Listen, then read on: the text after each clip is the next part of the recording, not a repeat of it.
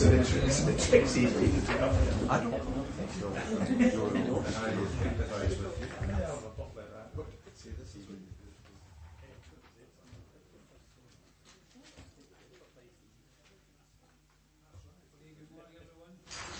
I call the meeting to order and ask first of all if there are any apologies. No, Convener, there are no apologies. Okay, thanks for that. Declarations of interest. Convener, I'd like to declare interest in the role in Action Log 433 as I have an allotment. Okay, that's fine, thanks. Any other declarations of interest? Okay, we'll move to the minute of the meeting of the Executive on the 14th of August, pages 3 to 15.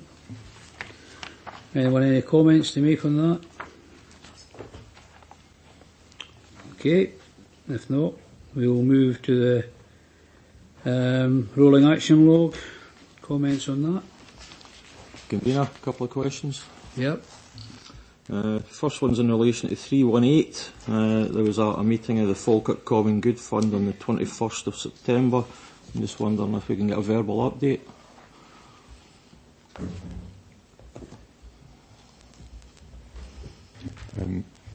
Convener, I wasn't present at the meeting, but from what I understand, the application for this depot was considered, and as I understand it, funding has been agreed, but for a period of 2 years.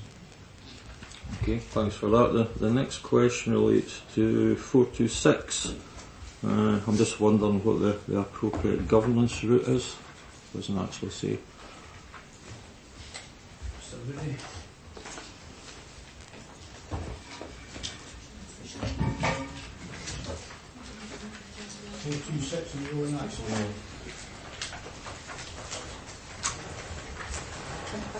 I believe there's a report on the agenda, Convener.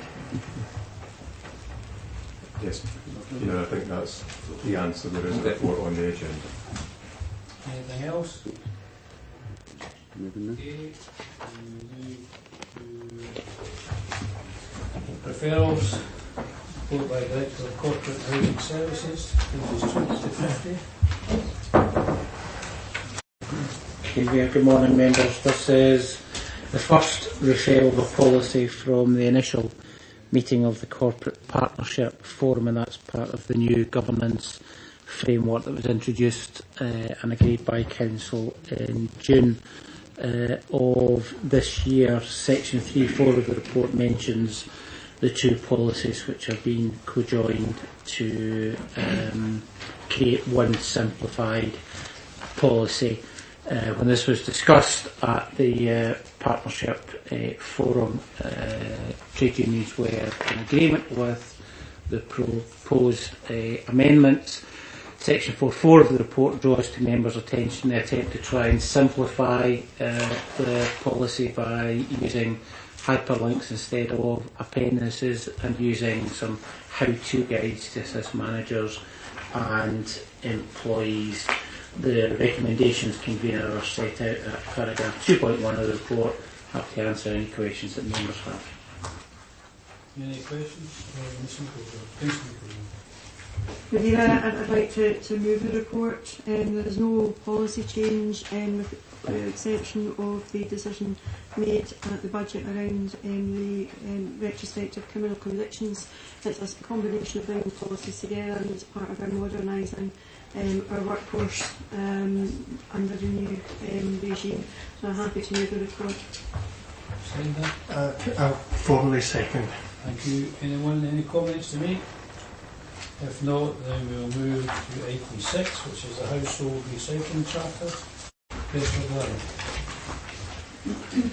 Sorry, about here to the Thank you, Convener.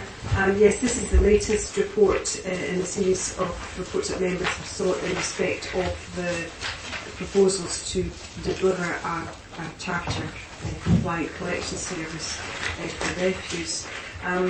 The background is contained in paragraph 3 of the report. Members will be familiar with the discussions that we've had over the piece in relation to this. But section 4 of the report, there is a quick summary of the requirements of the charter, and therefore these are the requirements with which we will be required to comply. Further on in section 4, we have provided pictorially detail of the current collection service, which, as we know, is not charter compliant. At paragraph 4.7, we have described what we, as noted later on in the report, as the preferred option. That's the officer's preferred option, and this is based on the funding offer that was given to us by Zero Waste Scotland in November of last year, following decisions in June of last year. And at paragraph 4.8 is the option that was agreed by members that should require further examination at the meeting in August of this year. This is not called option 5, but the analysis of option 5 is contained in paragraph 4.9 of the report, and it is also included in the table at the end of the report, which summarises all of the options that have been considered previously by members. The other matter that was raised at the meeting in August was for an update on the deposit return scheme, and that is included in paragraph 5 of the report. The consultation period in respect of DRS ends today, and the Scottish Government will then require to consider the consultation responses and take a view on how to take DRS forward. The elements that will require to be considered relate to the scope of DRS, what materials are going to be covered by the scheme, and the various logistics of its implementation, including infrastructure and costs and recovery of costs, etc. The financial implications are contained in paragraph 8 of the report, and in that paragraph we have described the 3 options that are described in the main body of the report, and you can see that the financial impacts of each of those. The preferred service, you will see, is in the middle of that table, and it's showing that if members were to go with that option, then the overspend in relation to the current budgeted figures would be £110,449. This assumes that there will be no funding available from Zero Waste Scotland in respect of provision of the new containers. If Zero Waste Scotland were to fund the new containers, that would actually take us into a saving situation. But we've just applied that same position in relation to all of the options that have been analysed in order that we can make proper comparison, and also obviously until we hear back from Zero Waste Scotland in relation to any bid, we can't be sure that any funding would be forthcoming. So on that basis you can see that the option 5, which was the one that members considered or asked us to look at the last meeting, the situation would either be something around the region of £750,000 additional spend against the budget. And that's the budget contained in the approved budget, rather than the situation that we are in just now, where we are in a significant overspend situation. So that's what we were asked to do in relation to the further option. Just for members' reference, you'll see at Appendix 1 we have included all of the options that have been considered by members over the piece. So we have the current collection service, we have the preferred option, which, as I've said to you, is the officer's preferred option. We have the various scenarios from the PDP that was conducted. Then we have option 1, 2, 3, 4 and 5, which members have asked to be considered since we started discussing this again this year. And there's a table at Appendix 1 which shows the financial implications for each of those. If you look right along the bottom, you can see the preferred option at the £110,449 that I've mentioned, and the option 5 that we've described at £753,000, etc.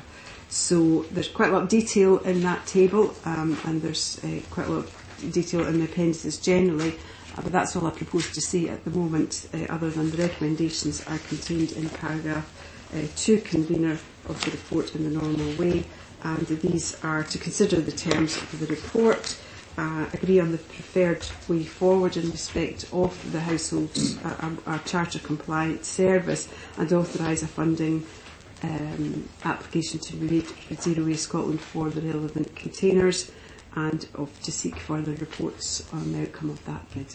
Thank you. Thanks for that, Mrs. Kaiser. Councillor Gardner. Thank you, Convener. Again, I'd like to thank the Director for bringing this report forward.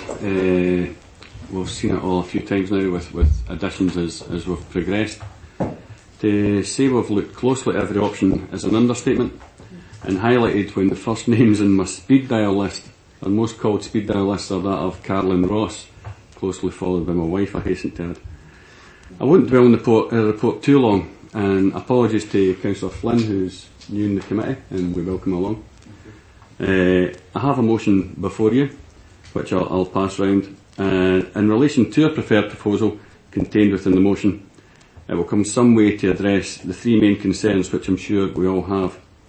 It addresses the contamination issue we currently have, which is increasing landfill and the issues it brings for the environment. It will reduce the overspend considerably at a time when the council budget has been reduced as a direct result of the declining block grant Scotland receives from Westminster, and improves the service we provide to residents by giving them a 2-weekly residual uplift and increases the capacity of their unrecyclable waste. It also has some flexibility built in when DRS is established, as you heard the consultation closed today, and allows us to alter our service with little or no disruption to the residents. I've got the motion here, if you'd like to pass that round.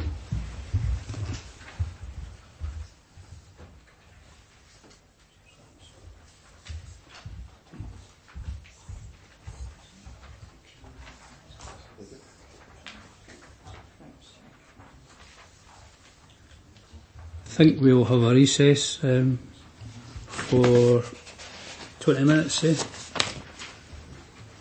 that agreed? No problem. Thank you. Open to members.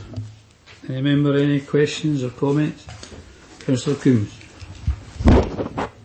Thanks, Convener. Obviously, this discussion's been going on for quite some time, and I'm just trying to clarify here now. The option that we're looking at in the amendment from the PDP, that does include giving our residents an additional bin, is that correct? Okay.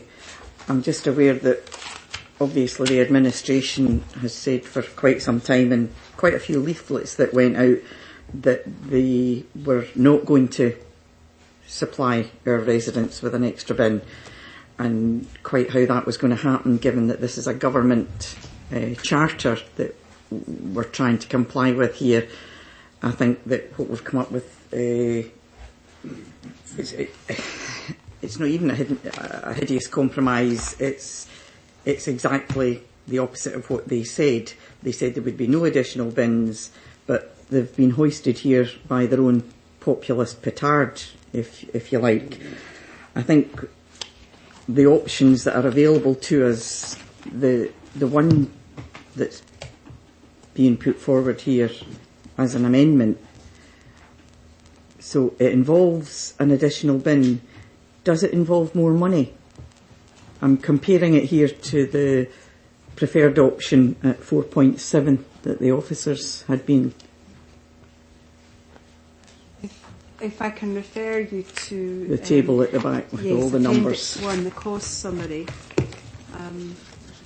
If you look along the top, the headings say current, and then they say preferred. You go right down to the bottom of that column, you see 110,449, and that was the number that I referred members to earlier. And then if you go along 1, 2, 3 columns, it says PDP 4. Okay. And that's 513,449. So, a simplified table if that would benefit. Councillor Turner. Just let the director answer, you'll get your point from that. And that's PDP 4, which is the one that we're looking at. So the preferred is 110,449, and the PDP 4 is 513,449. so £400,000 per annum extra cost. That's the difference between the two, yeah. Okay, so we're looking at an additional bin and an additional cost if we support this amendment. 19.1. 19.1, you've not been named. Please let the director answer the question. It's been I assure, must have gathered, I'm not getting forward with people. I assure you, you'll get your chance to come in. You've already said you wanted to come in, then you said you didn't want to come in. No, I says I was going to. You will get the chance to come in. Convener, I says You'll get the I'd give a chance bit to of come in, assistance Mr. 'cause I had a simplified Mr. table Gardner, with do figures. you need to simplify it? The director will answer. That's the director's job. Right, sorry, Councillor Coombs, carry on. Okay.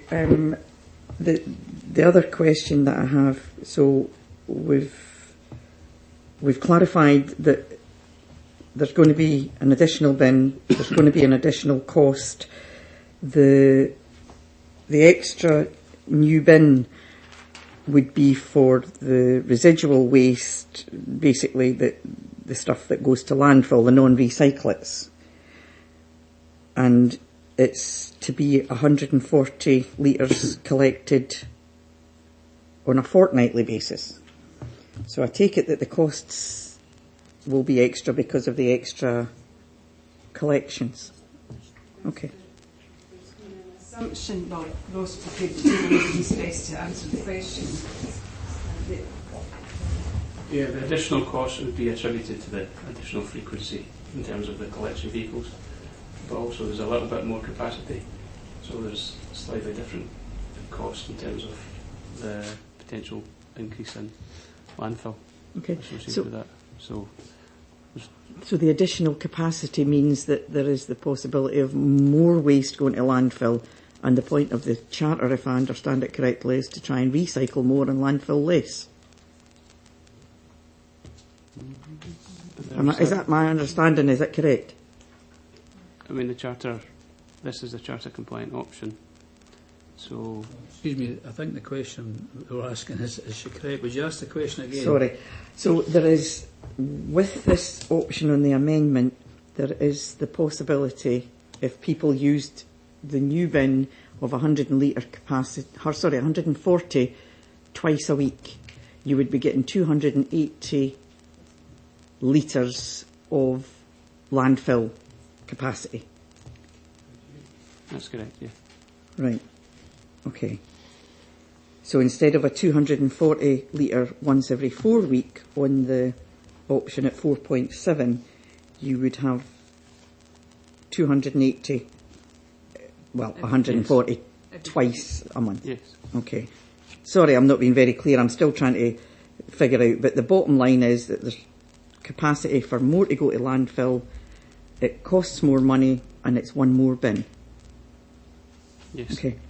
And sorry, are there costs incurred as well? The officer's option at 4.7 is showing that the new bin would be for paper and card.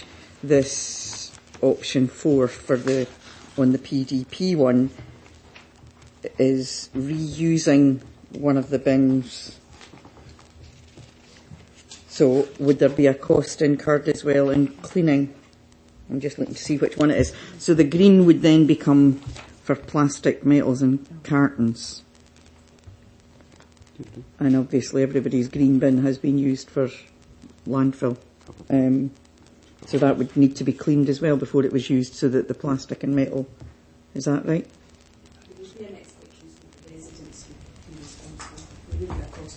Right, okay. So residents would just be asked to make sure that their plastic and metals, in order that we could recycle them, they need to be in a clean state, which is why we're splitting them at the moment. Okay, I think that's... I'm just, as I say, the issues that I have is, and I'm finding it hard to see what the benefit of this amendment is to what's being shown here at 4.7. Right, okay. Right, I might come back in, but as I say, these are I just can't see why you wouldn't go for the option that saves money. If we're going to have an extra bin, I can't see the benefit of spending more money on it given the current financial climate that we're in. Okay. Any other member? You all right with that? Yeah, well, I think I'll move an amendment to go with the officers. Sorry. No, once you've thought of it, you can tell me if you're moving or no. Well, I'm Are you happy moving to it? listen to the rest of the debate. As I Right. say, I mean, this amendment has just been That's put right. forward. There was a lot of options in the report. And I think, as I said, the main thing is that the administration obviously just had said that there would be no additional bins. Okay, Councillor Nicholl. Thank you, Convener. Just to be quite clear, we're not happy about having an extra bin, full stop, and nor are we happy about the garden waste going to 4 weekly. We think that certainly is a backward step. We all remember previously when that was the case, and we had to change that. So I would anticipate that the volume of complaints that will come in on that one alone will necessitate a rethink come next summer. I was listening to Joan there, and if that is the option that she's putting forward against the SNP, for us it is a bit of a Hobson's choice, because neither of those options really address the issue of the fact that people are going to be greatly inconvenienced and put to no doubt some expense by having an extra bin, plus the garden refuse problem. However, if that is the two options that's before us, obviously the cheaper option has certain benefits, which we need to consider carefully, particularly at these times. So between the two, I think the one put forward by Joan is certainly more palatable, but it's going to not be a happy decision for us, because we really would prefer now the administration to be looking at the garden refuse issue, because it is undoubtedly going to become a cause célèbre next summer. And heaven knows the difficulties that are going to be put at many householders' doors by having yet another bin. So we're not really happy with either option, Convener, but looking at the arithmetic around this table, it's a choice that has got to be made, and because one's as equally bad as the other, the cheaper option would seem to be the one that we would probably support. To try and bring it a balance, just for clarity, Councillor Geisler, Mrs Geisler, my apologies. I take it this wouldn't be implemented until you got the grant? Yes, the recommendations are to authorise me to make a submission to Zero Waste Scotland for the funding for the extra containers, and then to report back to members with the outcome of that funding. So there wouldn't be a change in any of the system at the minute? Well, no, because we would have to. The next bidding round to Zero Waste Scotland, as I understand it, is January. So we would make a bid in January. We would expect to hear back from that bid before the end of to allow us to make the purchases by the end of the financial year, and then we could start the rollout thereafter. Thanks for that. Convener, I'd just like to ask, how long will it take for the deposit return scheme to be implemented when it finally comes through? That's difficult to tell. As I mentioned earlier, the consultation period in respect of the scheme closes today, and there are a number of elements to that consultation. The government will have to obviously analyse the consultation responses and take a view on a number of issues. The scope of the products to be covered by this scheme would be the first that they would want to look at. There would then have to be an analysis, a business case and an analysis as to how this would work. Where would you take the receptacles back? Where would they be returned to? And how would you get your money back? And there'll be infrastructure associated with that as well. So it's difficult to tell when that scheme would be available, but I wouldn't have thought that it's going to be any time very soon. I think the smart money's on about 2 years. I'm looking at the person who knows better than me. About 2 years we're looking at that. But Councillor Garner is correct. It could make a very significant difference to the curbside collections, depending on the scope of the reach of the scheme and the number of items that are going to be included in the whole scheme. It works obviously very effectively on the continent. Councillor Meikle-John. Thank you, Convener. Firstly, I don't believe that there was a leaflet that we stated that there was no extra bin. I don't have a recollection of that, but if somebody can produce that, that's fair enough. The costs, around the costs, there's not an additional cost. There is a reduction in the overspend. And that is something that the figures show in the papers. There's a reduction continually in the overspend. Not as much as a reduction as is indicated by Councillor Coombs with the officer's option. However, the option we've put forward was the most flexible, particularly for DRS coming in. But it did have an impact on the overspend at this time. All of the options that's been looked at have additions of some sort, and if somebody can come up with a charter compliance service that doesn't involve any additional receptacle of some sort, then we would have been happy to look at it.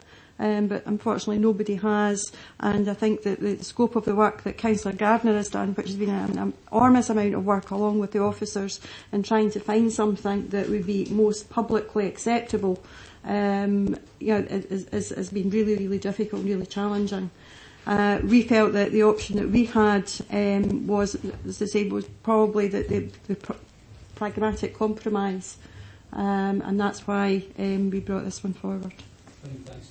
Just before anybody else comes in, just again for the avoidance of doubt, Mrs. Geiser, is this option more costly to us than is the motion that your original recommendation in the paper more expensive or less expensive than the amendment or the motion today moved here by the SNP? The option proposed by officers is less expensive than the motion that's before members today. Fine, thanks. So, now, any other member want to chip in? I presume there is an amendment. It might well be, but I don't know that. You want to move you want to come in, didn't you? I think the council leader has covered everything. Just a second, we've got two lights, so we've got. Did you move an amendment earlier? I want to move an amendment to say that we follow the officer's recommendations, and the reasons for that is, as I already stated, to be charter compliant we need another bin. That's what's being proposed here, and I think that what's being proposed in this amendment, it's just a hideous compromise. We still get an extra bin. We're spending more money than the officer's option. It kind of reminds me of the Chequers deal. You're somewhere in the middle of nowhere, pleasing nobody. And I think that, given that, as I said, there is an extra bin, I don't see how much more flexible this is. If this DRS scheme comes in 2 years' time, I can't see how this lends itself any better to changing than. I'm sorry to do this to you, but it's the amendment. You're going to move an amendment. Sorry, I move an amendment that we support the option at 4.7 on the report, which is based on the Zero Waste Scotland Funding Officer, page 54. Okay, thanks for that. Is there a second for that? I'm happy to second that, convener. Just in relation, there was a leaflet mentioned about the content. I'm not very sure what the content was, but I can remember Councillor Gardner sitting in this very room stating publicly that there wouldn't be an extra bin. $19. It wasn't that long ago. Now, Councillor Gardner, keep things right. You can come in, but if you're going to wind up the debate, there's nobody else wants to speak. 91. I know that, yeah. You just say 91. I'm just saying, after the 19.1, if you want to close the debate, I'll like to speak first. So after your 19.1, if any of the rest of your members want to speak, that should happen. Then I'll speak, and then you can get the close of the debate. Thank you, Convener. Right, Councillor Nimmo maybe recalls me saying that a while back, that we weren't adding an additional bin. I can't remember that myself. I've need to listen back to the tapes. There'll be a lot said. But times have moved on and times have changed since then. But I can also remember the convener sitting here saying exactly the same thing. We will not give the people of Falkirk an extra bin. I can remember that on numerous occasions. So. It was a cheaper option. Right, okay, any other members want to speak? Councillor Alexander. Yes, Convener, I'm one of the members that can go back as far as the policy development plan where it was set up. And I can remember the option that we moved at the time. And there was a number of issues that we raised. The first is the fact that the blue bin contamination had grown for a number of reasons. And one of the reasons that grown is the lack of capacity in the green bin. So therefore, the more and more that was in the blue bin was getting sent to landfill rather than be recycled. Partly because of the fact that the green bin had a lesser capacity. Secondly, what was very clear to us was that and what we made an issue of at the time was the 4-weekly collections of the green bin. That was problematic, it was causing problems, and it was adding to the capacity issues and the contamination issues with the blue bin.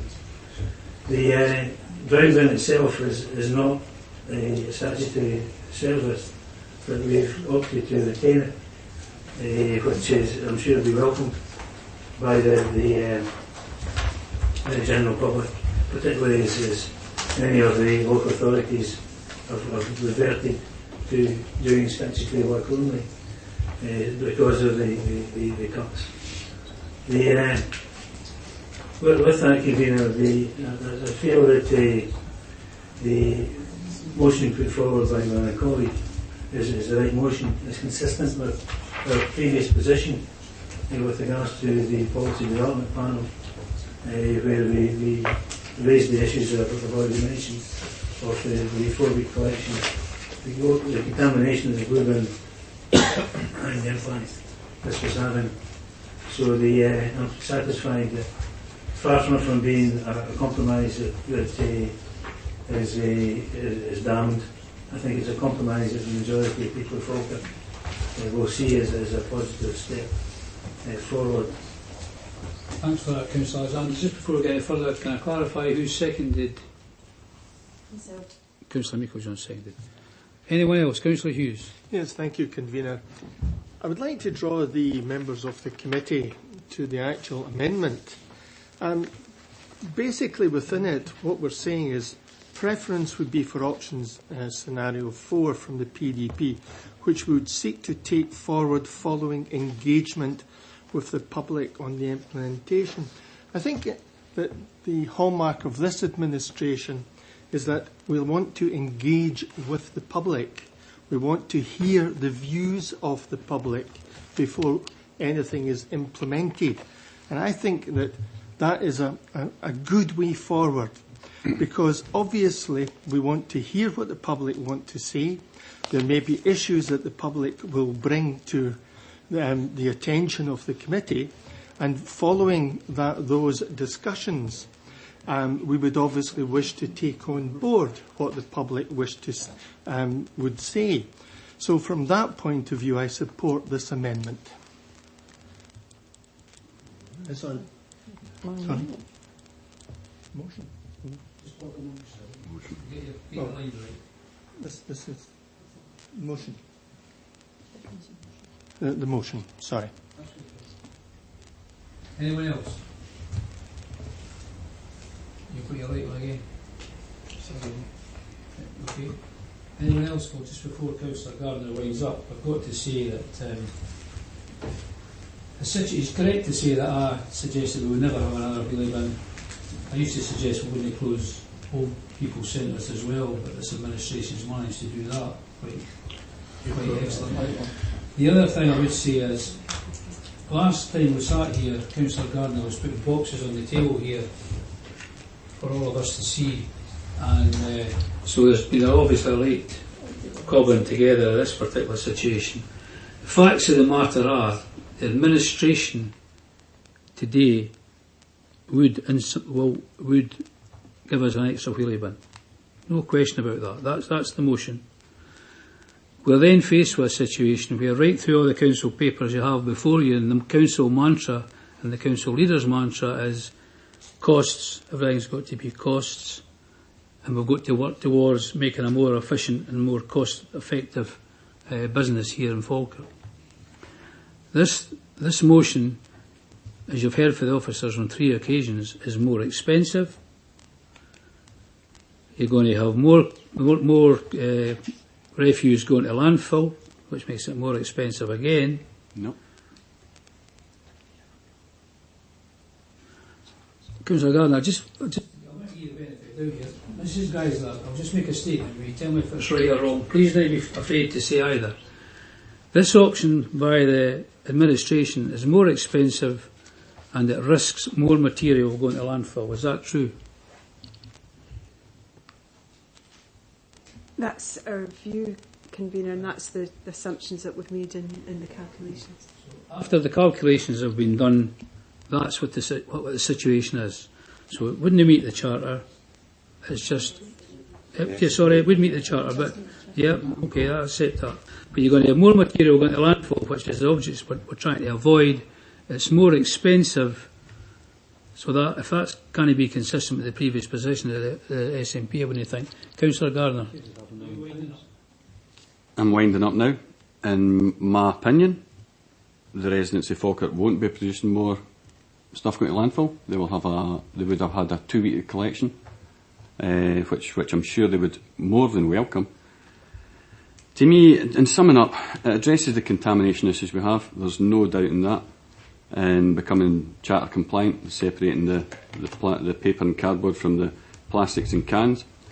It will reduce the overspend. From their calculations and from the table we have here, it reduces overspend by circa £700,000 per annum. That's in the table for you all to read. It improves the service, which I'm sure everyone here, given the residents a 2-week collection of a smaller bin, does improve the service for them. And it ticks all the boxes for us. In relation to me saying in an earlier statement that we would not give an extra wheelie bin, as I've said before, I can't recall that. We were looking at every option and we've been consistent from 2.5 years ago when I sat on the PDP and came up with this very option then. And looking at every option that we have, it's still the best fit for the council, for the residents and, in my opinion, for the environment as well. Thank you. Okay, thanks for that. Mr Moody, we'll move to the vote. Yes, thank you, Convener. We have a motion before us which has been circulated. It's moved by Councillor Garner, seconded by Councillor Meiklejohn, against which there is an amendment which, in place of the proposed option, substitutes the recommended option by the Director of Development Services set out at paragraph 4.7. And that's moved by Councillor Coombs and seconded by Councillor Nimmo. Councillor Alexander. The motion. Councillor Bissett. Amendment. Councillor Bowes. The motion. Councillor Coombs. The amendment. Councillor Flynn. Amendment. Councillor Garner. For the motion. Councillor Goldie. Amendment. Councillor Harris. Amendment. Councillor Hughes. The motion. Councillor Meiklejohn. Motion. Councillor Nicholl. The amendment. And Councillor Nimmo. Amendment. Convener, there are 5 votes for the motion, there are 7 votes for the amendment, and the amendment is accordingly agreed. Thanks for that. We will now go to item 8, which is the medium-term financial plan. On report by Director of Corporate and Housing Services, Mr Ritchie. Yes, thank you, Convener. This is one of the major plans that the Accounts Commission and Audit Scotland have said that the Council requires to have in place so far as demonstrating our best value requirements are concerned. And one of the other significant plans that they've said that we need to put in place is the next item on the agenda. The appendices to the report provide an overview workforce plan for the Council as a whole for the period through to 2022, and then takes that format and provides a workforce plan for each of our services covering the same period. Significant work has been undertaken in preparing these plans with our trade unions. I'd like to thank them for their positive contributions over the course of developing these plans. Members will see from reviewing these plans that we have a profile of the workforce at council level and then for each of our services, and that looks at the age profile, the gender profile, equality profile, picks up on the issue of skills and picks up on the issue of training. The workforce plans at the moment make no provision for the fact that we estimate we'll have 75% of our resources by the end of the workforce plan period. The reason for that is because elected members haven't taken any decisions as of yet as to where those reductions will fall. So it's a bit of a living document which we would look to update on an annual basis to reflect the work that's going to be carried out in relation to the business plans referred to on the next item of the agenda and decisions that elected members take as part of the normal decision-making process. The recommendations, Convener, are set out in paragraph 2.1 of the report. Happy to answer any questions that members have. Thanks for that, Mr Ritchie. Councillor Meikle-John. Thank you, Convener. I'm happy to move the recommendations as in section 2. It's a substantial piece of work in developing these workforce plans, and if we had a crystal ball it would be very easy to have them much more detailed and finite, but it is a live document. It will have to be reviewed on an annual basis. It will have to be aligned with the decisions that members make around the budget implications, and as we'll see with the service business cases that will be coming forward as we go forward. We have tremendous engagement with our trade unions, particularly around the Council of the Future and the Transformation Agenda, and this is an additional factor that makes these live documents, and hopefully we'll be able to continue to work with the trade unions and our staff in creating the services that are fit for purpose as we go forward. So I'm happy to move the recommendations. Thanks for that. Second. Formally second, the reserve is right to come back in. Thank you. Any member? Councillor Nimmo. Thanks, Convener. I'm going to move a continuation of this report. Convener, I think when you look at the detail contained in this, and it's already been stated that we're going to lose 25% of our workforce in the coming years. It's interesting though, when you look at some of the figures, we're still spending nearly £3.5 million in overtime. Now, I accept that some of that will be compulsory and won't have any option, just depending on what area of work's involved. But something seriously needs to be done about the overtime budget. If we're to protect jobs, and that's another thing I noticed from the report, there's no mention about no compulsory redundancies. We need to get rid of this overtime budget as much as possible to try and protect jobs. I think there's a lot more work that needs to go into this report, and that's why I'm moving the continuation. I'll second, Convener. Fine, thanks. Any other member? Councillor Alexander. Can I ask the directors, the chief officers, what the overtime budget trend has been over the last few years?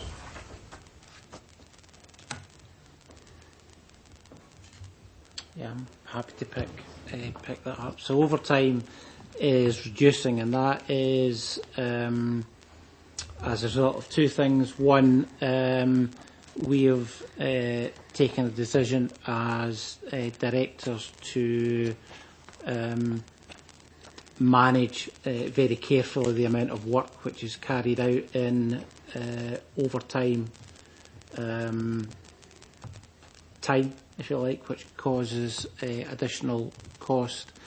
And the second thing is by working with the trade unions to try and reduce the overtime bill that we have at the moment. As we move forward into our Council of the Future projects, we've spoken about issues around the working day, the working week. That's something that we are in dialogue with the trade unions on across the board. So that obviously has implications as far as the overtime bill we have at the moment is concerned. So couldn't put a figure on what the overtime bill used to be, but it's a downward trend we've had over the course of the last 3 or 4 years. Can I thank Mr Ritchie for that? The work that's been undertaken in the Council of the Future committee has been admirable, and the issue of flexibility is something that has been taken on board.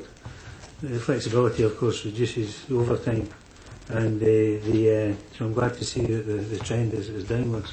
We do have a responsibility to our employees in relation to the management and in relation to the work-life balance.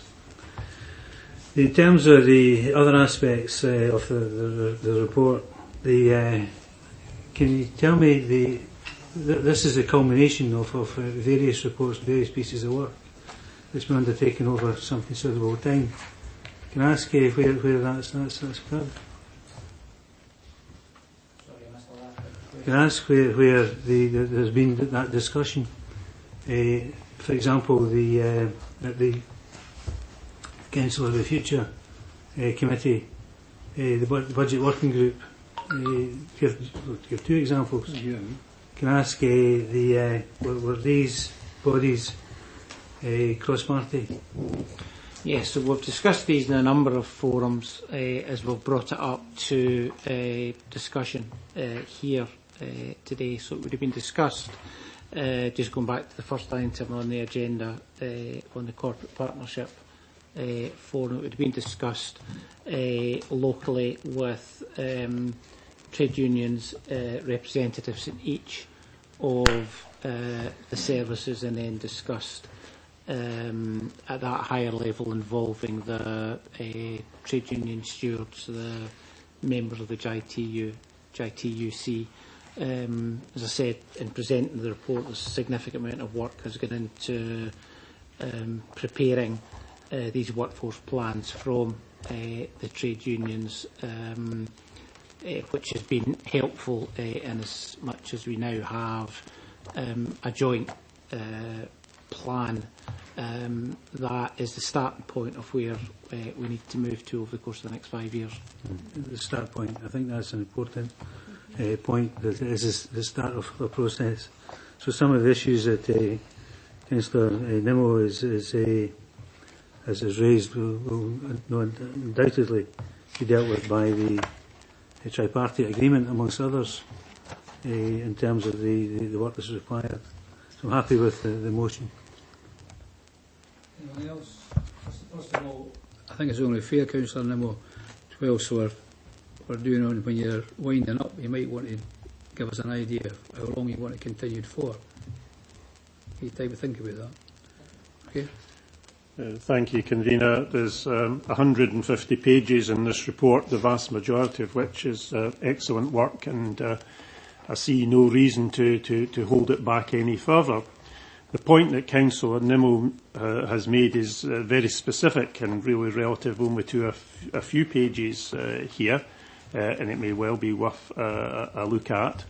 I wonder if there is a way that we can move forward with this report, but perhaps, I hate to use the word working group, or some specific focus could be put on the overtime, which is a concern to Alan, but not hold back the bulk of the report. So I'm just seeking advice on whether that could be done in a pragmatic way, so that the rest of this excellent report isn't held back for what is, I accept, a legitimate concern coming from Alan. Thank you, Convener. Included in the body of the next item on the agenda is the suggestion that the Member Budget Working Group will monitor the preparation of each of the Council Services business plans, which will look at how we see the savings being realised over the course of the next 5 years and our services changing. As part of that, we will be looking at the terms and conditions that our employees currently have, the overtime rates that are there, looking at the issue of how we provide our services over that 24-hour period, 7 days a week. So can I suggest that perhaps as part of that business case monitoring, we pick up the issue of overtime and how we're looking at reducing that overtime as part of the business cases as we go forward. Okay. Hopefully maybe to help. There is actually a lot of information actually in this report about overtime. If you look at page 94, 113, 135, 178 and 213, there's the details of all the overtime, and it gives you a breakdown over a number of years and the movement that there's been in overtime over those years. So I know that you're asking for more information, but I don't really see what more information you can get than the breakdown in the last 3 years on it. And you can see the movements either way. I think page 113 in particular shows it almost halving, but it was the same for 14, 15, 16, and then it took a massive drop last year and it went to about 50% of what it was previous to that last year. I hope that is enough to allow, as has already been said, us to move forward, because there is a lot of detail in the report already about overtime, and obviously I support the motion. Thanks for that. Anyone else? Convener, I'm just wondering if we can maybe have a short recess. 10 minutes.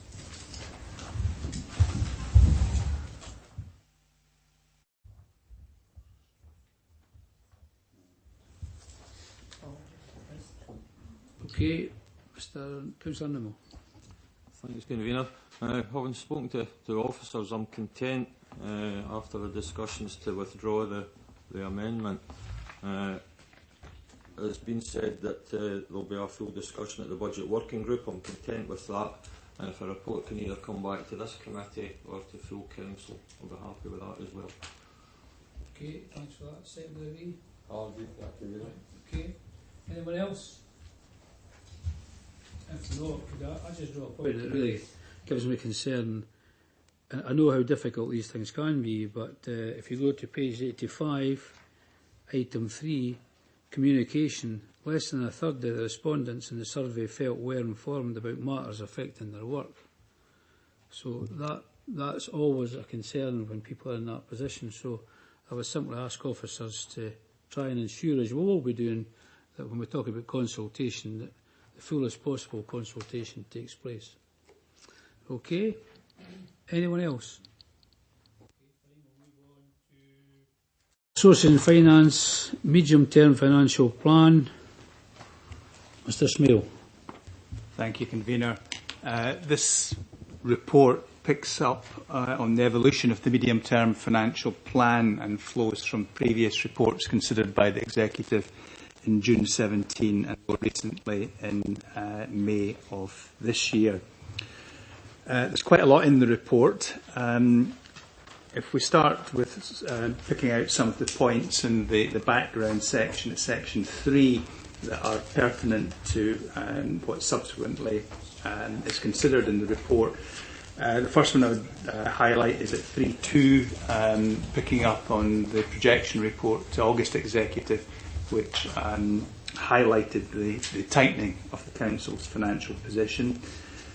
We note that the Member Budget Working Group has been reactivated again for the current cycle and has already met with other meetings scheduled. Particularly pertinent is para 3.5, just drawing that quote from the Accounts Commission's Financial Overview 16-17, emphasising the importance of financial planning to the sustainability of councils. And I'm sure members will be well aware of the councils, one in particular down south, that are in a chronic state of financial jeopardy, and clearly we want to be proactive to ensure we don't take the same path. Also, I think fundamentally, in a sense, picking up the comments at para 3.7, which my colleague Mr. Ritchie has already alluded to, that paragraph there, just in a sentence emphasising what the medium-term financial plan entails, the recognition, the explicit recognition that over the course of this period the Council will be smaller by smaller. It will have fewer buildings. It will have fewer staff. It will be delivering fewer services. And those services that we continue to deliver over this time frame necessarily will be delivered in a different way. These are the fundamentals that underpin everything that flows and follows in this report. The context is very important, and section 4.1 deals with that. Essentially, there's 2 or 3 strands that are contained there. Perhaps the most pertinent is the very unfavourable economic and financial climate that prevails. One element of that is the pressure on pay levels, which is our biggest level of cost. We've also got demographic pressures feeding into the mix, both at the early stages of the demographics, but also acutely for older people and the financial pressures that brings. And also per para 418 at the tail end of that section, highlighting significant projects that sit within this framework, notably the medium-term financial plan, and of course also the Grangemouth Investment Zone initiative. Section 4.2 then picks up on proposed way forward in terms of public engagement and consultation, and essentially looking to recalibrate how we go about this, focusing more on the criteria that would inform the decision making rather than necessarily the specific options. And these options, of course, will be picked up through the PIA process anyway. We're looking to find out from people what's important to them, and those responses will help target areas for saving, as well as helping members to prioritise services across the council. So a set of survey questions are currently being prepared and refined, and they'll shortly be shared with the member budget working group.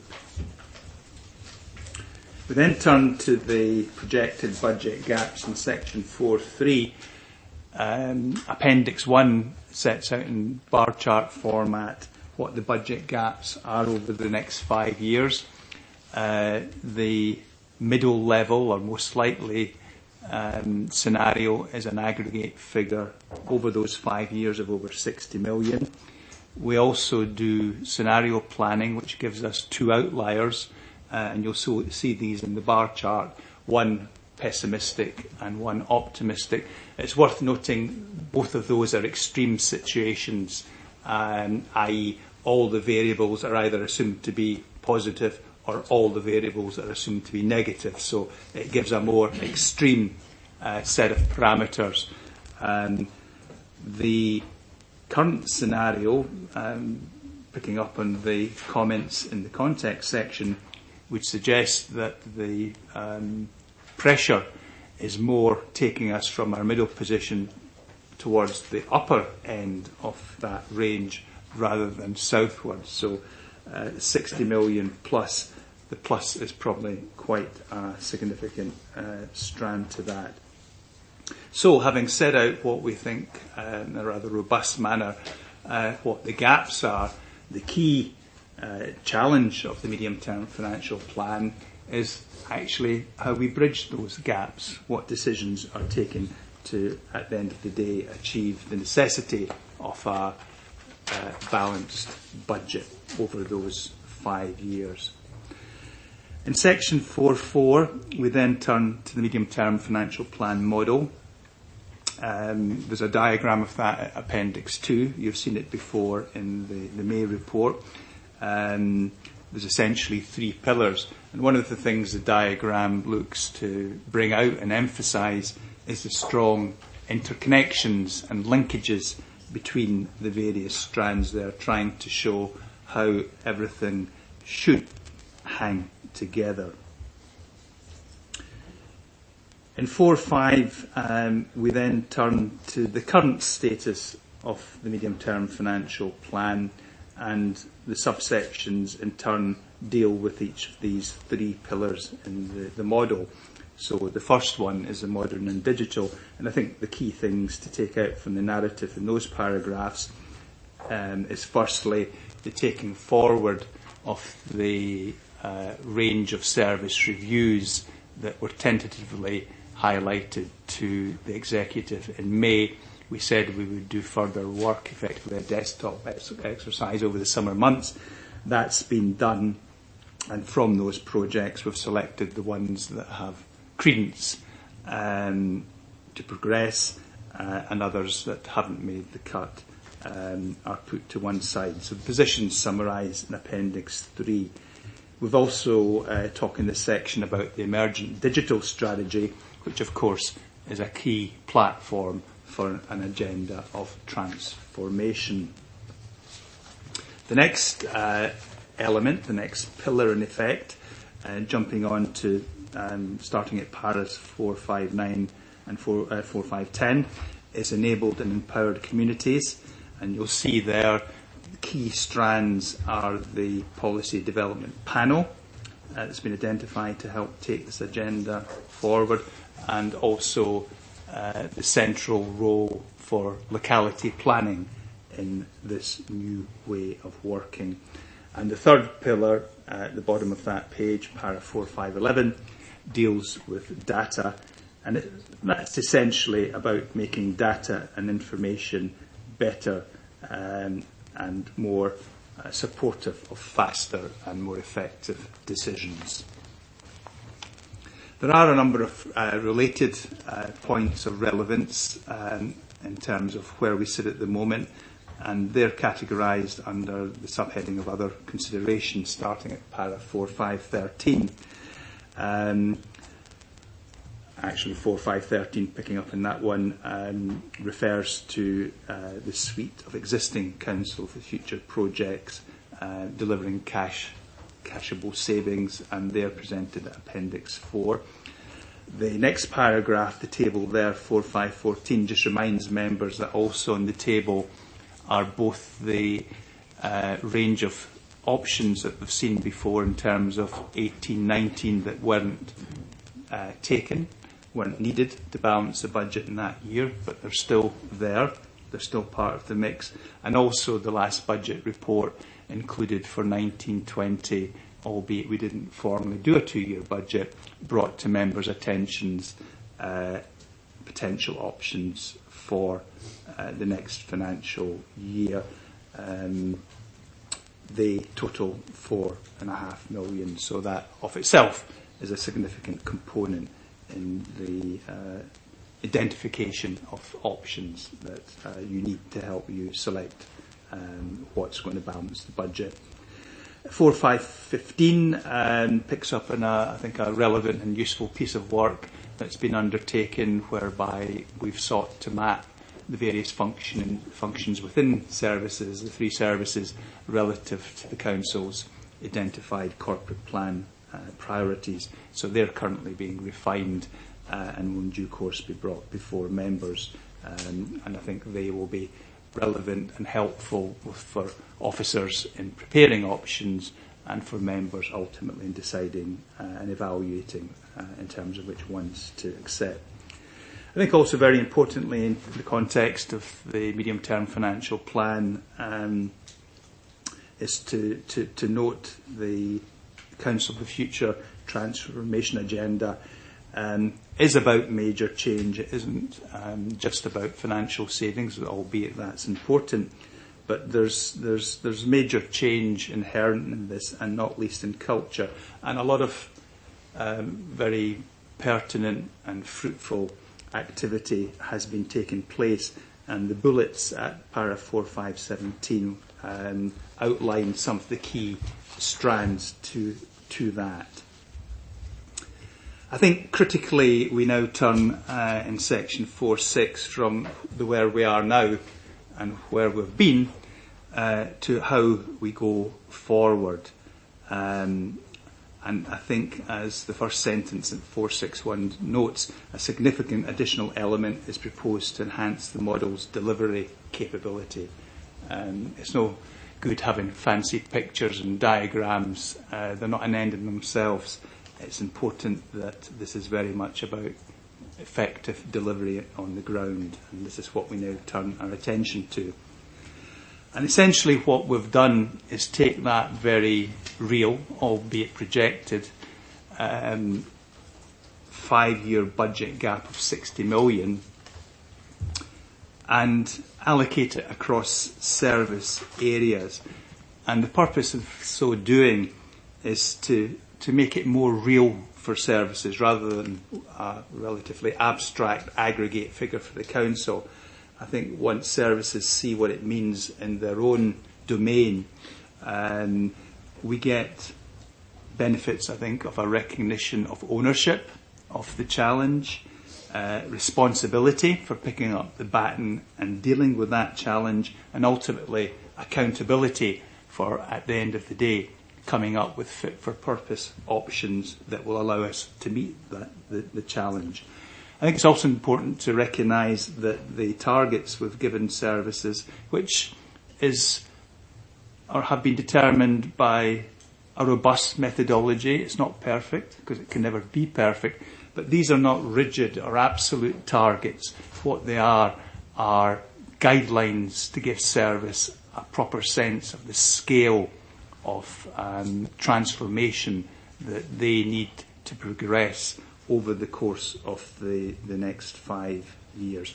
And of course, from the options that are identified by services, they are no more than that. They are options. As always, of course, it will be for members to decide from those portfolio of options which ones you will select, again, to achieve the requirement of a balanced budget.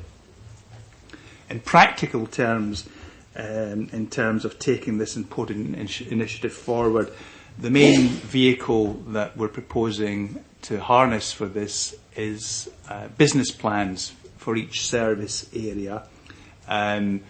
The intention is that they will be prepared over the next 6 months, so that effectively is working concurrently with the preparation of the 1920 budget. Services already have been given specific dedicated central support teams to help them in this challenging endeavour. In terms of governance, we are anticipating that at member level, the member budget working group will have a particular locus for monitoring the progression and development of those business plans, and of course corporate management team will play a parallel role there. You'll see at para 464 that we've developed some supporting guidance and principles. These aren't exhaustive, but I think they're fairly helpful in giving a flavour of how we see those business plans evolving. As noted at para 466, in meeting those cash envelopes, as we've termed them, services will need to draw on all potential sources and indeed resources, and that of course will include the 3 pillars in the medium-term financial plan model, which we have been talking about, including alternative service delivery models where they would add value. This inevitably is going to flesh out necessary but very challenging savings options for members to consider. There's no use beating around the bush here. Inherent in this, there will be very, very challenging options placed before members.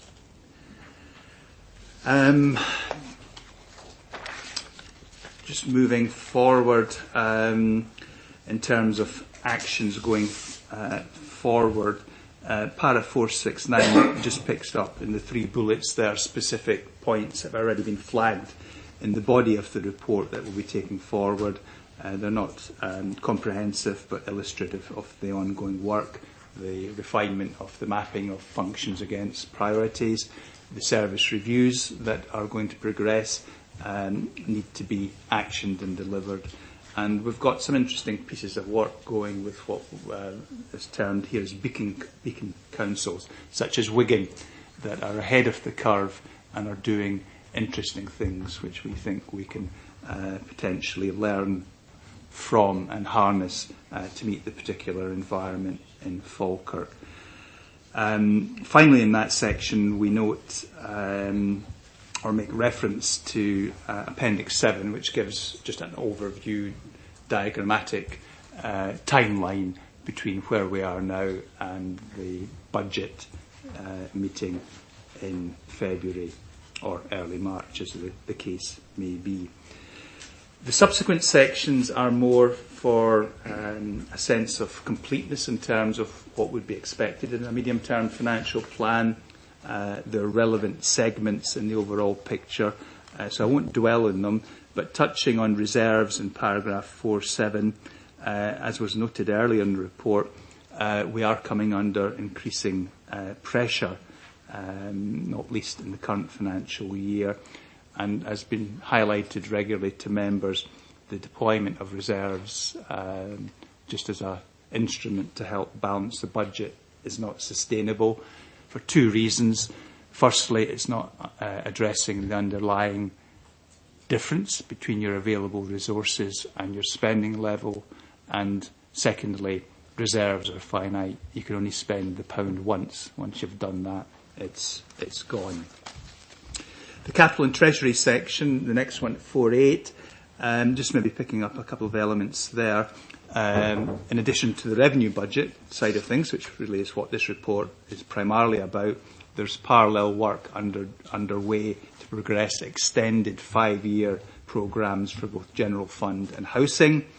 The projects there are scored and assessed against a range of criteria, including assessment against how they align with the Council's stated priorities, and we will be looking to develop a capital strategy as part of the overall mix. 4.9 touches on long-term planning. Clearly, as I'm sure you'll all recognise, the further you stretch the horizon, the more problematic planning becomes. And perhaps one illustration of that is the Institute of Government, in a recent report ahead of the next spending review, were questioning whether the Westminster government would even do a 3-year spending review, which is the normal cycle given the uncertainty around Brexit. So just a topical illustration of the difficulty. Notwithstanding that, we do have robust demographic data, and services are using that to develop their own plans. And of course, as we note at 4.9.3, there are specific things on the planning horizon that we can identify, we know are going to happen, and for which we need to plan. And a very good classic example of that is the end of the contract for our first schools project, which is now moving into sharper focus, and a report on the options for that will be brought before members, I would imagine, in the not too distant future. So, drawing the strands together in section 7, the conclusions, as para 7.1 says, the financial environment facing the Council will remain extremely challenging. There's no white knight riding to the rescue as far forward as most authoritative sources are caring to project. It's a very challenging environment, so there's no ready salvation round the corner. And I think on the back of that, it's vital that the Council is proactive, gets on the front foot in meeting those challenges rather than being reactive. And I think we need to do that to protect our financial robustness and our sustainability. 7.2 just notes the importance of our staffing resource in taking this forward, our constrained and likely ever more increasingly constrained staff resource, and the importance and the important linkage with the workforce strategy that was considered earlier in the agenda. And just rounding off, as 7.3 says, para 7.3, we are on a positive trajectory. A lot has been done, but there's a lot more still to do in this report as part of the forward-looking picture. If I can just jump back to the recommendations at section 2, the Executive is asked to note, firstly, the progress with the medium-term financial plan, and secondly, the intended introduction of those cash limits with the purpose and benefits which I outlined. Thank you, Convener. Thanks for that, Mr Smale. Councillor Meikle-John. Thank you, Convener, and thank you to Mr Smale for that very comprehensive report. It is a significant piece of work putting us together, but I think having to look at our longer term and plan for the future is imperative that we do medium-term financial planning. Just financial governance isn't just the job of any one elected member of any one particular political group within the council. It's actually the responsibility of all members for good financial governance, and it's important that everybody is able to participate and have the information available to them. Our best value follow-up report clearly indicated that there's an expectation that the Council to put in place the necessary improvements and savings to meet the challenges ahead, and this is the report that is hopefully going to allow us to do that. 60 million projected gap over the next 5 years, 25% smaller, is going to be a significant impact on the Council, and it is going to be transformational. That said, that year on year we have over 300 million on our revenue budget to spend, and what we need to do is make sure that that is spent wisely on meeting our corporate priorities. The decisions we need to make on that have to be aligned with our corporate priorities and evidence-based and robust, and that's where our Council of the Future programme comes in to that particular arena. That alone at this moment in time is not going to meet the full budget gap. Therefore, obviously, other areas are going to have to be explored, and that's one of the areas around introducing cash budgets. Cash budgets hopefully will help drive that transformation process, create some innovation, and in doing that will encourage services to not just look at the non-statutory but also the statutory and how they can be delivered in the future in a more efficient manner, that will allow us to be able to continue to deliver the range of services that we wanted to continue to deliver. Engagement with our communities. It's important that we engage with our communities, as they will also help us direct what's important, and through our locality planning there's some very rich information being brought in through that, and obviously as we go forward with the proposals for next year, that too will go out into the public domain to get their pictures and their views. Each of the services have been tasked with coming up with a 5-year business plan, and within that obviously the workforce plan plays a significant part, and that's why there's the flexibility there year on year to be able to adapt that workforce plan to align it around the budget setting process. And I have to say that having worked very hard with our trade unions over the last few years, to have them as engaged as they are, particularly around the workforce planning, is quite a significant achievement, and they understand the Council's difficulties and where we are, and they do challenge robustly the Council, but that challenge is very, very welcome as we go forward, because when we come out the other end of that, there are far more robust plans that are able to be achieved in going forward.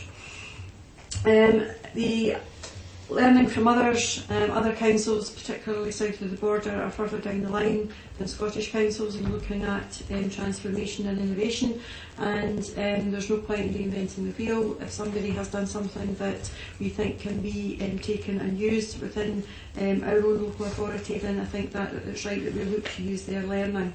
I think we have a robust plan. It will be taken to the member budget working group.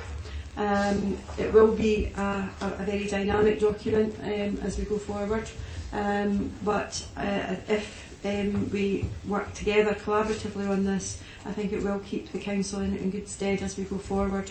One-year budgets are always challenging, but that's the nature of the governments that we're in, and Mr Schneel's just indicated, particularly from our Westminster government at this moment in time, the financial turmoil that Brexit is currently creating and is unlikely to change. Therefore, we have to accept that we're in one-year budgets for some time to come, and look at using the best possible information and intelligence to plan for the future. I'm happy to move the recommendations of the report. Okay, thanks. Seconder. Former move and reserve the result. Okay, thanks, Councillor Bowes. Any member, any comments to make? Councillor Miller. Thanks, Convener. We're intending to move an amendment in relation to this. The amendment is going to be to set up a PDP. Now, we recognise that this is going to have to be set up urgently so that it can help to feed into the budget process. But it's maybe worthwhile noting as well that the local authorities being asked to plan financial plans for a 5-year period, and yet we only get an allocation on a yearly basis for the MP government in Edinburgh. And it's evident that Derek Mackay is sitting, or was sitting, on a £500 million underspend, and local authorities in Scotland, this one included, isn't a priority when it comes to making sure that the services are in place for the people that we represent. It's already been touched on as well, the demographics in the council area are going to change. Where's the money going to come to support that? That's going to be a never-ending issue as well. And I think with setting up the PDP, we'll be able to look at the serious ramifications that are going to stem from this report, because it's only going to get worse, and we need to be able to scrutinise everything that's going forward. We're not content that this goes to the budget working group. We think that there needs to be a lot more work done in relation to this as well, and that's why we're asking for the PDP to be set up. Is that an amendment? Yeah. Yep. I'll second that amendment, Convener. Any other member, Councillor Alexander? Yes, Convener, I don't think anyone would dispute the fact that the PDP will duplicate a great deal of the work that's been undertaken by the Budget Working Group. And I think that's self-evident. They already have a structure in place. I don't see why we need to set up a separate structure. Can I also nail the myth of the £500 million underspend? The Scottish Government reallocate resources. Local government may include the reserves, and any underspend will go to reserves automatically. But with the Scottish Government, they reallocate the resources. So, you know, the myth of the 500 million, is one that is repeated on an annual basis, but is proved to be annually wrong. So I think that you know, let's get back on the real world. Let's get back on this planet. The fact is that we have a 1-year settlement from the Scottish Government because they have a 1-year settlement from Westminster. The way of ensuring that we had the ability to plan ahead was being to accept responsibility for our own affairs. But you're one of the leading lights, Councillor Nimmo, of the No campaign.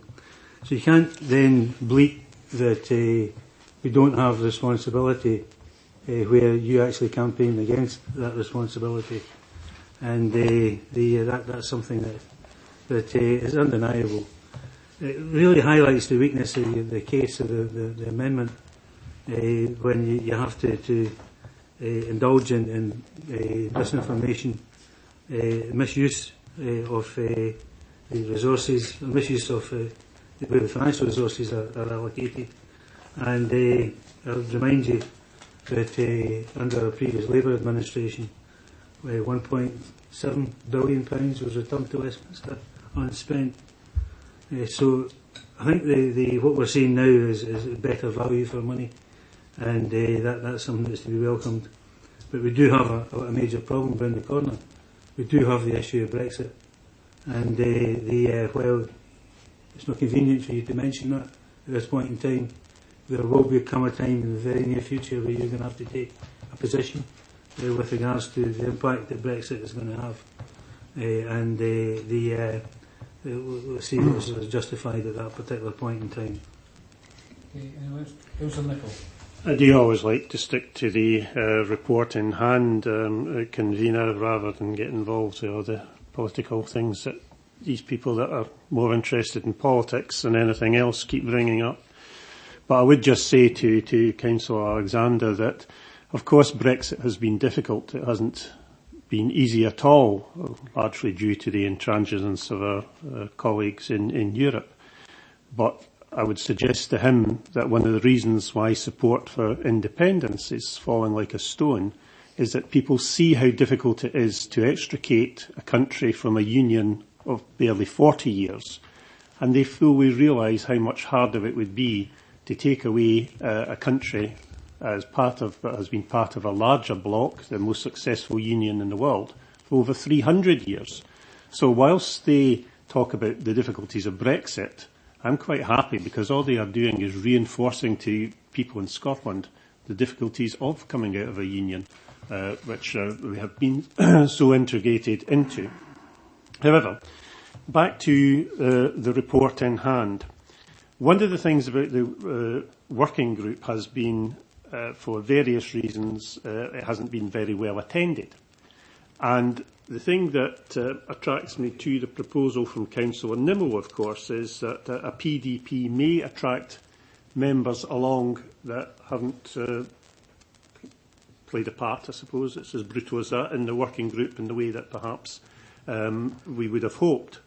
So if Councillor Nimmo is indicating that Labour members will play a full part in this PDP to discuss the very important issues in which we all have to come together without all these political nonsense brought into it and just deal with it today to day, then that is something that I would support, because quite frankly, I don't think the working group has been a great success over recent years for various reasons. So if this is in addition to, so that the working group does continue and hopefully members will attend better than what they've done in the past, but I see no harm in getting the added benefit of input from members via the PDP as well. So perhaps it could be a double-barrelled approach to what is an immense problem for us all. As the leader said, we've all got to address this issue in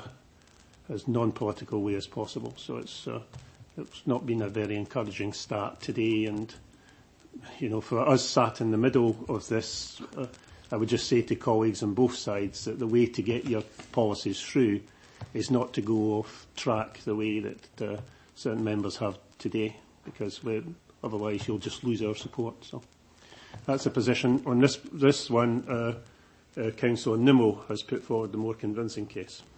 Thanks for that. I'd like to say, we've heard discussions about Brexit, about the Conservative underspend, about the Labour underspend at Holyrood and Westminster and Brexit, the whole thing. I'd like to ask members now just to stick factually to the report that we have in front of us. I don't want to get in a debate about who said this and who said what. 19-1, Convener. Well, I'm going to ask you, Councillor Alexander, if it's about Brexit, you're going to mention Brexit and costs and independence. I'd rather you didn't do that, or we're going to be here all day. And No, I know you'd rather we didn't do it. Right, okay, so you're not getting to do it. Thanks very much. Sorry. Councillor Gardner. Councillor Goldie. Councillor Goldie. Understanding orders. Understanding orders. Understanding orders. You don't know what he's going to say, Convener. Exactly. The mind reader. Well, he's already spoken previously and put his mic off, so he's had his opportunity. It's a 19 He's had his opportunity. Councillor Gardner. Sorry, Councillor Gardner. I don't think that's... Councillor Gardner, you going to speak? Convener. Councillor Gardner, you going to speak? Convener, you're misusing your position again. You may think that. You're misusing your position. Councillor Gardner, are you going to speak? Can you hear me? Because if you didn't speak, I'm going to move on. There was a 19.1 there, so I believe you have to deal with that. Yes. I don't have to deal with it. I'm giving Because you a understand the orders. I'm giving you a ruling. Councillor Gardner, do you want to speak? Yeah, I'd like to ask Mr Moody if it's okay if a 19.1's been called, that it has to be actually listened to. Convener, through you, It may just be helpful just to refer back to the terms of 19.1 and what it's actually for. It's if a councillor considers that they've been abused, unfairly accused of a misdemeanour, or having previously spoken, which would be the situation here, that some part of their speech has been misinterpreted or misunderstood in the debate, or some statement has been wrongly attributed to them. So that's the purpose of 19.1 if it's used by a member. In that situation, the councillor may, with the consent of the convener, give a personal explanation. So that is the situation under the standing order as it stands. Under your interpretation, Councillor Goldie, Councillor Goldie, we will oppose every 19.1. Mr. Alexander, we will oppose every 19.1. Mr. Alexander, let me say this to you very carefully. This has been a good meeting. I'm trying to get the business through. You've had a go. Everybody's had a go about Brexit. They want to say it. I want to stick to the report. Councillor Gardner, you've been asked if you want to speak. You now speak, or we move on. My interjection was only short, and it was going to be political, and it was going to mention that Councillor Nicholl had actually took about a minute and a half to get round to being non-political with being political. Okay. Anybody get any relevant to the agreement? Councillor Bowes to the document. Yeah. And I will cover to the document, and not politically speaking, but the budget working group, the SNP group has supported it fully, and my compliments to the Conservative group, who have also been in strong attendance to the budget working group. So if it's not working as a total group, I don't think those two groups can be marred with that. The transformational change in this council is required. Or that Scotland have indicated that the medium-term budgets are very much required. We've all seen on a number of occasions Brian's, he doesn't like to claim it now, but his infamous graph of doom. And I genuinely believe the plan that Brian has put forward today is looking to address this and give us some structure to each service with tough but fair targets, which can be scrutinised through the budget working group. But very importantly, in the report says, and this is why to put a PDP together will be difficult, these are not rigid and absolute targets. So to put a PDP together on something that's not rigid, you're looking at hypotheticals. Whereas the budget working group in the annual year can scrutinise it and keep close in hand on it. Other than that, I'm not going to repeat various items that have already been said, but yes, we get a 1 year budget payment from Westminster. The Scottish Government gives us a 1 year budget payment. But as I say, Audit Scotland, I think for going forward and good governance, are looking for something that's long term. And I support this report. Councillor Bowes, anyone else? Yes, Convener, I support what Councillor Bowes says about the budget working group, and I do feel that we were talking earlier about overtime. I would talk about duplication of effort. To have a PDP, which is basically going to be discussing very much the same as the budget working group, I think would be an unnecessary duplication of effort and an unnecessary use of officers' time and councillors' time. So I would be in favour of supporting the motion. Okay, thanks for that. If not, then just before Councillor Meikle-John winds up, I have real concerns about the directions councils in general, but this council in particular goes. I respect that things are difficult, extremely difficult financially, but we keep hearing the same story, 60 million in cuts. We're going to be smarter, but we're not going to have enough employees. We're going to have less buildings. And I think it's time. I think enough's enough. I think we should be looking to say, look, we're not going to do this. Whether it comes from anywhere outside the building or whether the people that control the purse, fine. Well, let the people that control the purse take the blame. And let's say to them, look, we are not going to keep doing this. Because if we keep doing it, the inevitable outcome is you'll go back to regionalisation, so that will reduce councils. Then effectively, that's you'll lose all local decision-making process. We've seen it with the police. We've seen it with the fire. It just doesn't work, and that's not to do with Brexit or anything else. These are decisions that are taken in the Scottish Parliament, and that's all I've got to say on it now. Councillor Meikle-John, you want to wind up? Yes, just can I remind everybody, and I'm sure our legal officer will also remind that as a council we are legally bound to set a balanced budget every year, and I would see that what Councillor Goldie is suggesting is that we don't do that. I wouldn't subscribe to that. While times are maybe difficult, we know what funding comes from Westminster to the Scottish Parliament. We know what funding comes down through the services to local authority. And like every other local authority, we have to try and balance that budget and work within our means as best we can. And I think we have a duty to the people of Falkirk to ensure that we continually set us that balanced budget and be able to provide the services, particularly to our most vulnerable. Therefore, I couldn't subscribe to what Councillor Goldie is indicating. A policy development panel and a budget working group.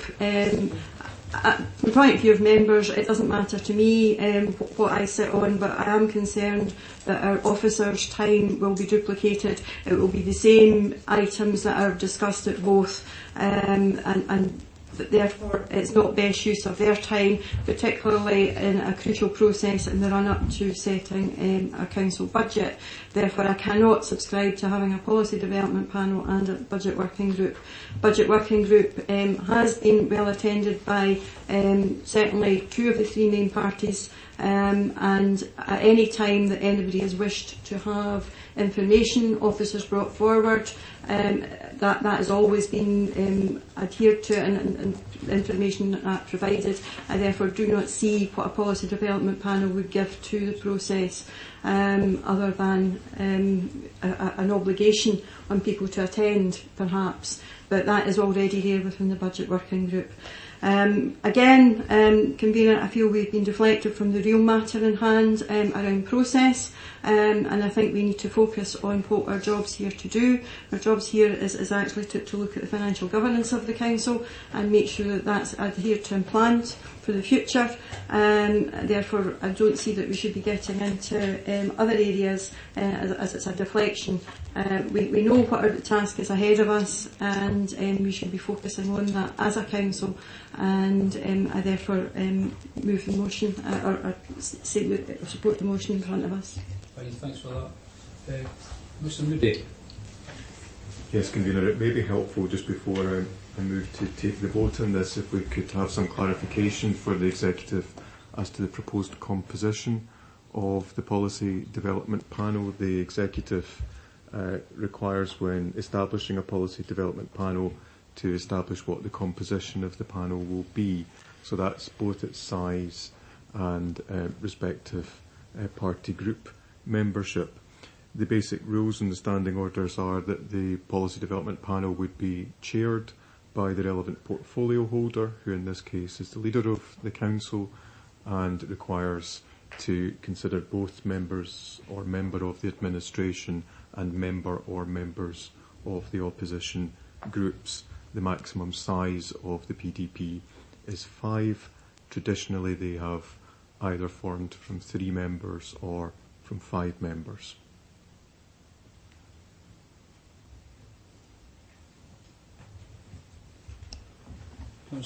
Convener, I'd be happy to go with the 5 and just split it as normal. In that case, Convener, I think the normal split would be 2 SNP, 2 Labour, 1 Conservative. Is that agreed? Is that agreed? Yeah. Thanks for that. Sorry. Here's Chief Executive. Thank you, Convener. Just very briefly, can I just seek assurance if we go ahead with the PDP and that isn't cutting across the progress which is proposed in the report? So I suppose I'm particularly thinking about the cash limited budgets. That's work that we're progressing at the moment. So it's just the question is, can that go ahead as set out in the report, even if the BDP is being set up? And that's just the assurance I'd seek there. Convener, whilst I said that all groups should, in my view, operate in parallel, I don't envisage that they do exactly the same thing. That would be silly. I mean, the working group has to address the issue of the imminent budget, but the policy development panel, which I thought Councillor Nimmo was suggesting, was for a longer term look at things. I mean, that's what I understood Alan was meaning.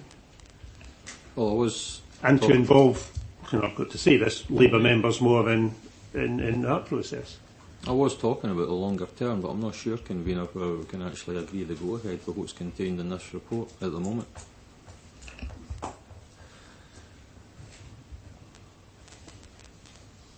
Convener, I seriously think that members need to think about their responsibilities, and that the Chief Executive is correct. There's work ongoing at this moment in time around bringing forward proposals for our budget for this year and around a 5-year plan for each of the services, aligned with what we are tasked to do.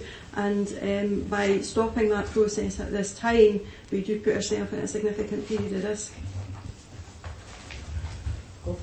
It's one of these situations where obviously we're going to have to recess.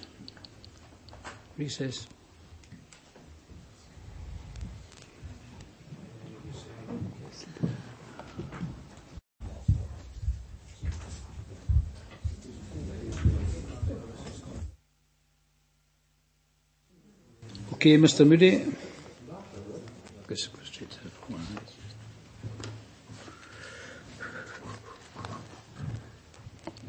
Yes, thank you, Convener. We have the motion which is moved by Councillor Meikle-John and seconded by Councillor Bowes, which consists of the recommendations at paragraph 2 of the report. We have an amendment moved by Councillor Nimmo and seconded by Councillor Bissett, which is to establish a policy development panel consisting of 5 members, with 2 SNP, 2 Labour and a Conservative member. Councillor Alexander. The recess was to discuss whether or not Alexander will move to the vote. Well, I'm looking for clarification of the vote. Mr. Alexander, I'm looking for some clarification. The vote, there's a motion and there's an amendment. What's Right. clarification? Well, the recess was to determine whether some of the work that's already commenced can continue. Councillor Nimmo says he wasn't sure. Well, can we get clarification at that point? Mr. say that was crucial. Mr. Moody will clarify about the amendment. Yes, I think we've just heard, Convener, what the amendment is, and I think that the question being raised is the impact that would have on the ability to carry forward with the work. And I think, in my opinion, the effect of the amendment is effectively to suspend the work being carried on the medium-term financial plan. The motion is for the Council to formally note through its executive the work being done on the medium-term financial plan. The amendment is to establish a policy development panel which will be to consider further the medium-term financial plan and make recommendations back to a future meeting of the executive. So the cumulative effect of those items is that it would essentially suspend the operation of the medium-term financial plan. Thank you for that clarification. I thought that was crucial for the motion. Thank you. Councillor Bissett. Councillor Bowes. For the motion. Councillor Coombs. Amendment. Councillor Flynn. Motion. Councillor Garner. For the motion. Councillor Goldie. Amendment. Councillor Harris. For the motion. Councillor Hughes. For the motion. Councillor Meikle-John. The motion. Councillor Nicholl. For the motion. And Councillor Neville. Amendment.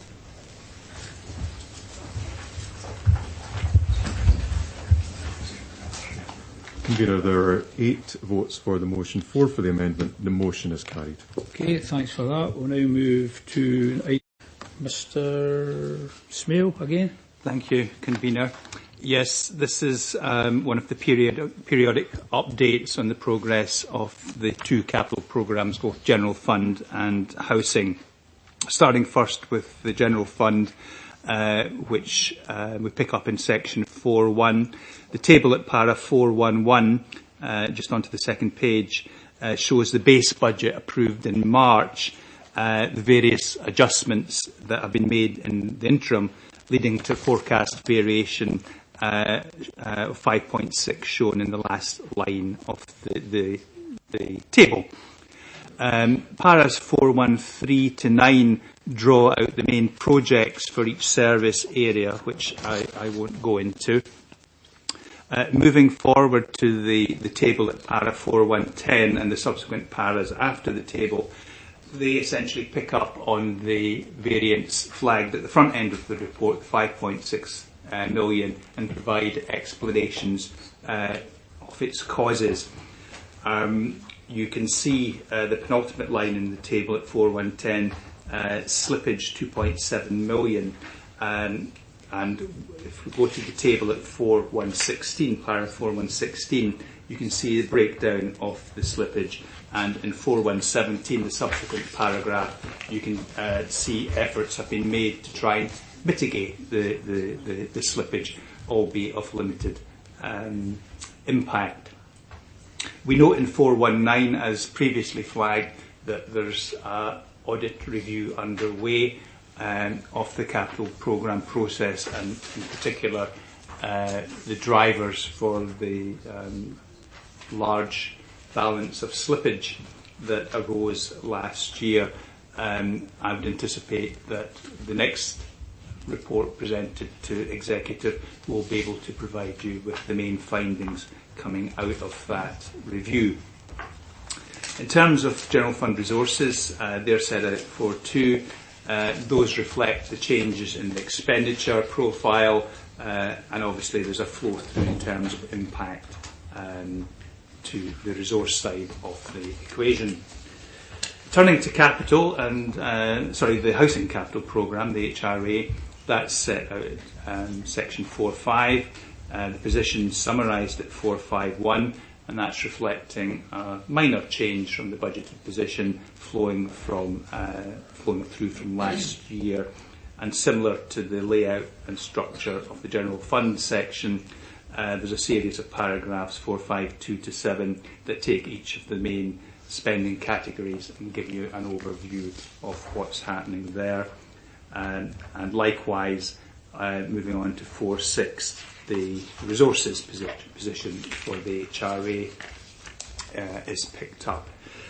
4.7 deals with prudential indicators.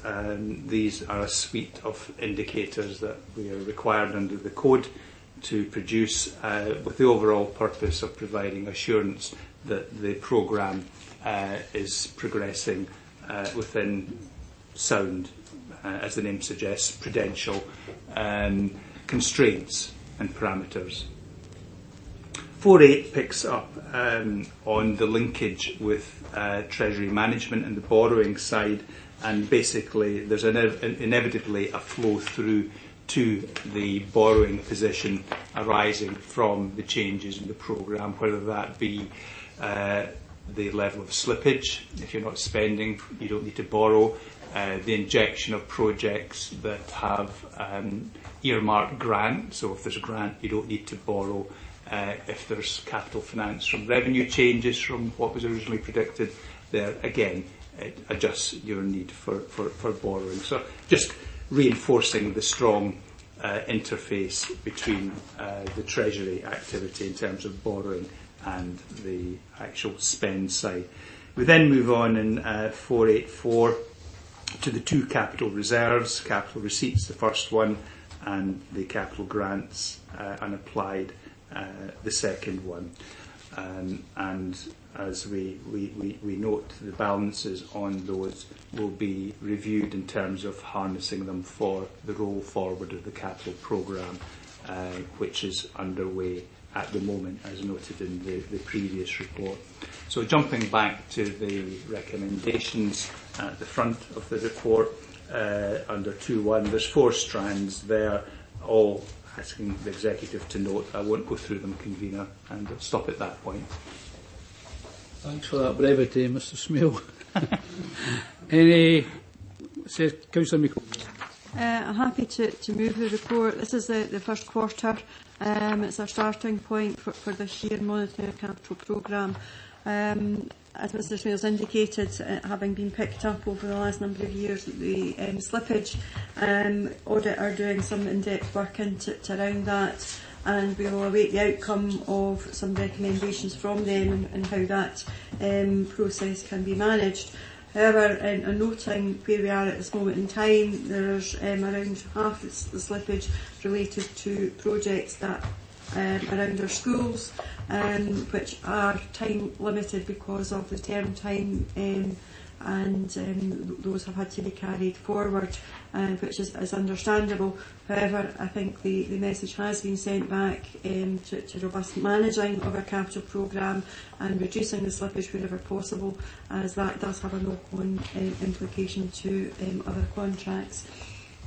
And going forward, I think our capital investment around housing it will always end up having to be adjusted slightly in order to meet the particular terms of our house building programme, our SHIP, as the sites etc. all vary.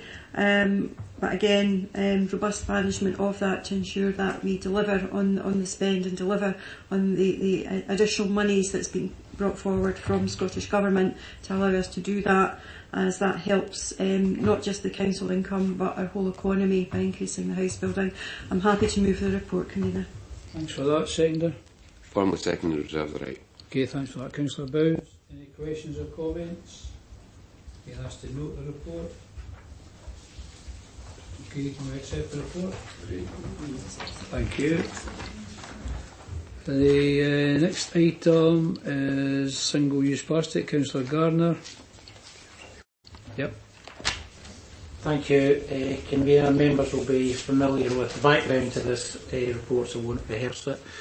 The report is framed around the recommendations set out in section 2.1 of your report. We start off by trying to define what we mean by single-use plastic so far as council usage is concerned, and then going to say that, as well as looking at proposed actions to support the removal of single-use plastics from the council, we want to engage with external suppliers and contractors to promote that message to their supply chain as well.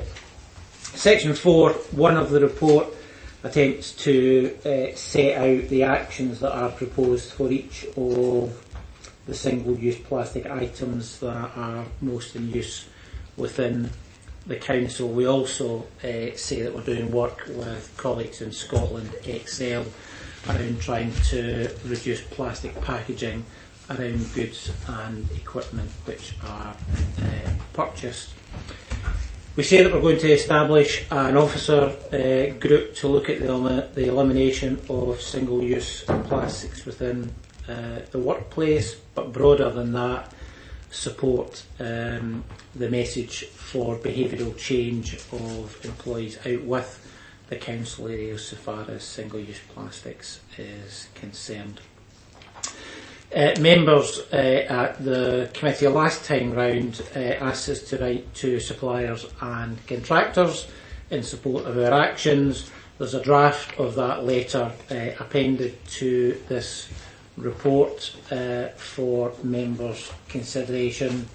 We set out in section 6.5 of the report the exceptions that there will be to the removal of single-use plastics and the work that we'll do with disabled organisations to put appropriate arrangements in place as and when the recommendations convener are set out in section 2.1 of the report.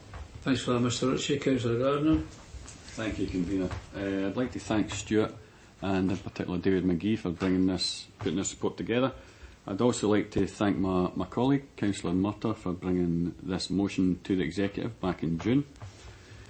We all know how harmful single-use plastics are to the environment, and when there are so many alternatives available, there's no reason to continue as we are. We all have a duty to tackle this crisis, and it's time for Falkirk Council to take the lead, be ambitious and to do something that will genuinely make a difference, not a bit here and a bit there, but as it states in the recommendations. Agree with immediate effect the actions set out in Section 4 to reduce single-use plastic, including stopping purchases of specified items, B. Removal of stocks of specified items, sourcing alternate products where available, and reusing products wherever possible. The success of the Scottish Government policy to introduce plastic bag levy has led to an 80% reduction in disposable plastic bag usage, the equivalent of 650 million carriers in the first year of its 5p charge implementation. This highlights what a positive policy can do, and we here have a decision to make which will further reduce single-use plastic usage. I'm sure other councils will follow suit and follow our lead. Within these recommendations, we are also going to ask, as Stuart says, our staff to refuse and reuse by refusing single-use plastics wherever possible and by swapping disposables for reusables. We'd like local residents to join us in doing this too. Falkirk Council will work together this year through the Joint Waste Committee to deliver information and give advice to residents on how to avoid single-use plastics and how to recycle those that cannot be avoided. More than happy to support this report and the recommendations contained within. Thank you. Okay, thanks for that. Seconder. Happy to second, Convener. Thanks, Councillor Meikle-John. Anyone any comments to make? Councillor Bissett. I would just like to say, Convener, that I welcome this report, and I was glad to see that under equalities there's going to be consultation with disabled organisations or disability organisations. I just wonder if we'll be able to see some of that consultation. I think it's very important for us to share that. Thank you. Okay, I'm sure we can. Anybody else? I see no questions. If not, can we accept the report? Fine.